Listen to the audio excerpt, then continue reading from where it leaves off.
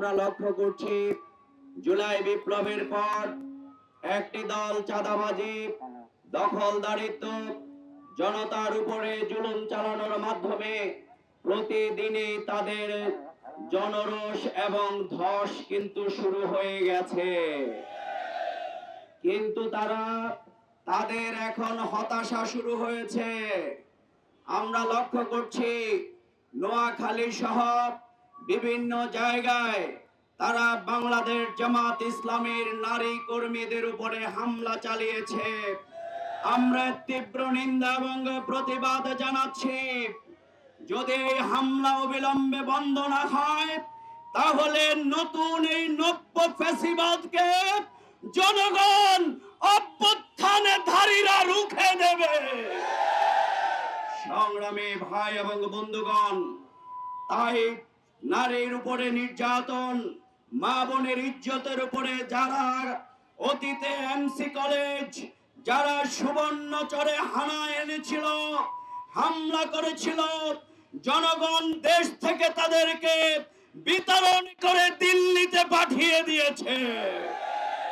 2006 সালের 28 অক্টোবর লগি বৈঠার তাণ্ডবের মাধ্যমে এদেশের স্বাধীনতা, সার্বভৌমত্ব, গণতন্ত্র এবং ইসলাম রক্ষার জন্য আমাদের প্রিয় ভাই শহীদ মুজাহিদ মাসুম শিপনেরা যেই রক্ত দিয়েছিল, গুম খুন হত্যা রাহাজানির মধ্য দিয়ে 24-এর গণ আন্দোলনে আমাদের আবু সাইদ এবং মুগ্ধরা তার চূড়ান্ত বাস্তবায়ন করেছে। সংগ্রামী ভাইরা, তাই অবিলম্বে এই গণহত্যাকারী খুনি ফ্যাসিস্টদের বিচার বাংলার মাটিতে নিশ্চিত করতে হবে। একটি দল বারবার নোট অফ ডিসেন্ট দেওয়ার মাধ্যমে ইতিমধ্যে জনগণের মধ্যে বিরক্তির ভাব তৈরি হয়েছে। আমাদের মনে হচ্ছে এদেশের জনগণ আগামী দিনে ভোটের মাঠেও তাদেরকে নোট অফ ডিসেন্ট দিয়ে দিবে এবং তাদেরকে অনেক জায়গায় লাল কার্ড দেখাতে শুরু করেছে। তাই তারা আজকে হতাশ।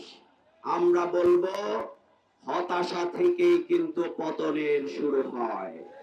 সংগ্রামী ভাই এবং বন্ধুগণ, জুলাই সনদের আইনি ভিত্তি এবং লেভেল প্লেইং ফিল্ড তৈরি করার মাধ্যমে ফেব্রুয়ারিতে অবাধ সুষ্ঠু নির্বাচন জন্য যে গণভোটের দাবি উঠেছে, আমরা মনে করি যারা গণভোট দেখতে চায় না, যারা গণভোট দিতে চায় না, আমরা মনে করি তারা গোটা জাতির সামনে গণদুশমনে পরিণত হবে।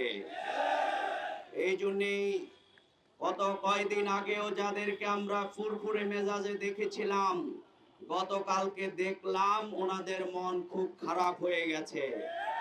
এই খারাপ কিন্তু উদ্দেশ্য কি জনগণ বুঝে গেছে। সংগ্রামী ভাই এবং বন্ধুগণ, তাই অবাধ সুষ্ঠু নির্বাচন, টেকসই গণতন্ত্র এবং লেভেল প্লেইং ফিল্ড তৈরি করার মাধ্যমে সেই আওয়ামী লীগের দোসর জাতীয় পার্টি সহ 14 দলের যারা বিগত দিনে হত্যা, লুণ্ঠন, ভোটের অধিকার, ভাতের অধিকার, গণতান্ত্রিক সকল অধিকারকে যারা কেড়ে নিয়েছিল, আগামী নির্বাচনে দেশের জনগণ তাদেরকে ভোটের মাঠে দেখতে চায় না।